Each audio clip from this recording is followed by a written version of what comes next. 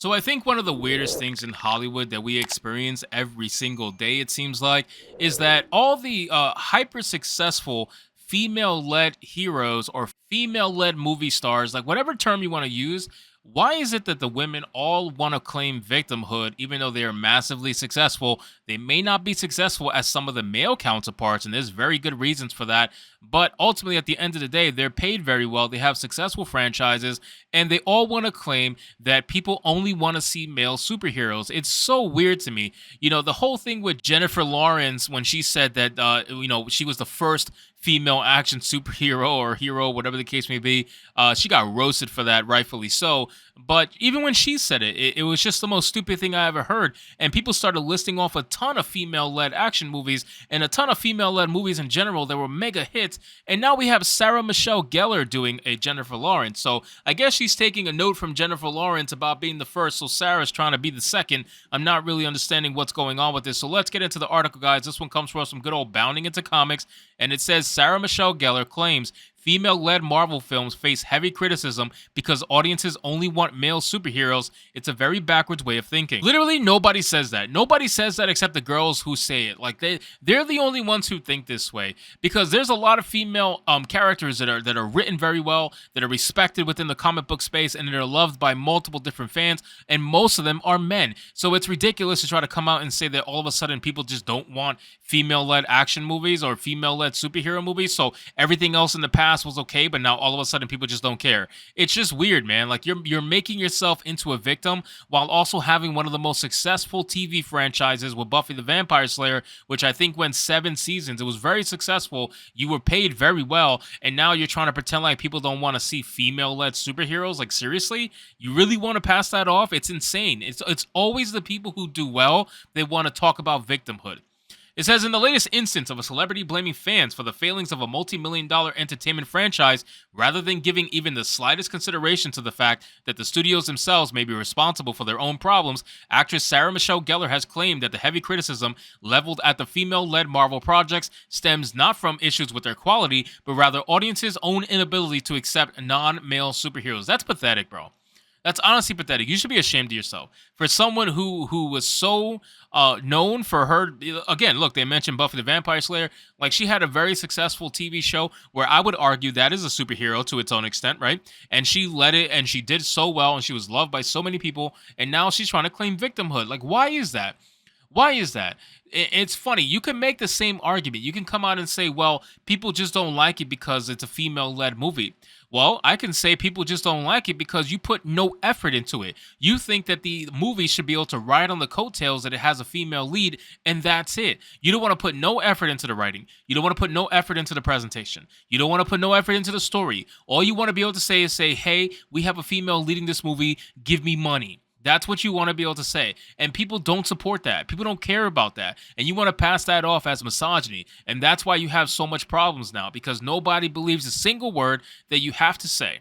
It says the Buffy the Vampire Slayer star offered her opinion on the topic of gendered superhero criticism during a recent interview given to UK news outlet The Guardian, of course is The Guardian, given in promotion of her new supernatural YA drama television series Wolfpack. At one point, reflecting on her time as a titular Slayer, Geller opined that scheduling conflicts with her role as a series led her to turn down a number of potential roles in films that would go on to great success, such as Fight Club or Gangs of New York. She was both proud to have made a great television show. My mom was a single mother working just above the poverty line, and I got to travel the world to see and do things that would never have been afforded to me, said the actress before admitting that despite the temporary career burnout it caused her in recent years, from which she is just now returning, I love what I do, which is work, work, work. So if you're that kind of person, you're that passionate, so shouldn't you be more respectful to yourself and not put yourself in that victim mindset? Like, why would you even want to even try if all you think is that people want to see male led movies or TV shows? Like, why would you even try? Why? What's the point? You would think in your mind that you wouldn't get anything right because everything needs to go to a man. And if you do something that you're going to get a bunch of criticism just because you're a woman, even though people love the franchises that you worked on, all of a sudden now you want to step into that mindset. This is because Jennifer Lawrence said something. That's the only reason why. Because Jennifer Lawrence coming out and saying what she said and the backlash that she got, her name was in the headlines for almost a month. I'm telling you, it was nonstop. And Sarah wants the same thing. Sarah Michelle Gellar wants the same thing, to have her name in the headlines. So now she's trying to go the route of pissing people off in order to get her self spoken about, which is working. I mean, look, I'm making a video on it, right? It says, speaking to her own career success and how it stemmed from her performances in such horror and horror adjacent hits as not only Buffy, but also I Know What You Did Last Summer, Cruel Intentions, and the live action Scooby Doo duology, Geller then posited that the genre is where women can really succeed and hold an audience. That is, however, save for films in the superhero genre, which the actress argued would be unfairly excoriated if they focused on a female hero. I don't think that's true at all. Look at the first Wonder Woman movie, just as a recent example. I don't think that's true at all. The second one failed because they got very lazy and they went woke, and that's their fault.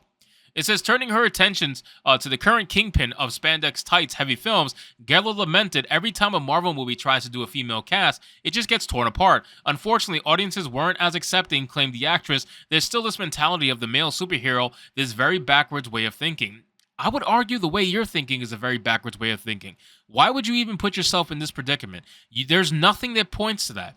All the female-led movies that have gotten criticism because they sucked, okay? It has nothing to do with the fact that it was a female-led movie, because there was plenty of female-led movies that were releasing at the same exact time that were getting glowing reviews. So criticism because they sucked. Geller then, okay, has the genre with the Marvel's female-led endeavors had nothing to do with the gender of its leads, but rather the quality of their stories and cinematography. For example, the typically raised smoking gun example of fans' supposed anti-female fervor, Captain Marvel is generally accepted by its critics to be a fine, if not standard, superhero origin tale. Instead, fans were put off by the fact that not only was Marvel trying to force audiences to treat Carol Danvers with the same reverence as such comic book icons as Captain America or Spider-Man, but that his lead actress responded to critics of this cynical attempt at artificial relevance by pompously writing them off as bigots. And that's another thing too.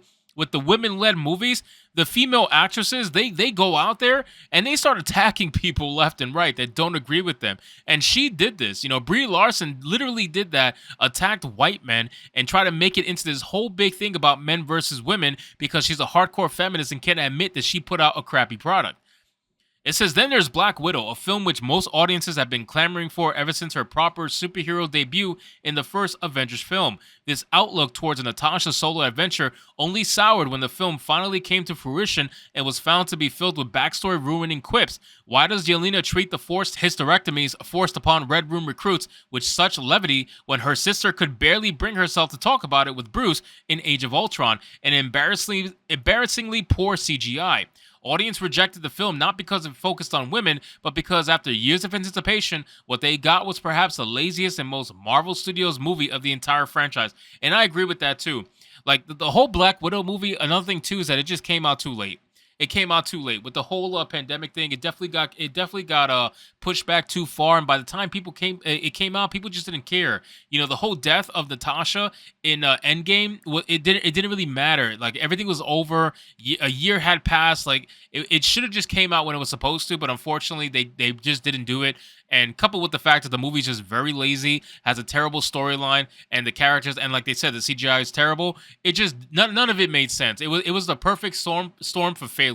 So anyway, guys, thank you so much for watching this video. I hope you did enjoy it. And if you did, consider leaving me a subscribe. I would greatly appreciate it. Don't forget to like the video, comment, let me know what you thought, and I'll see you guys on the next one.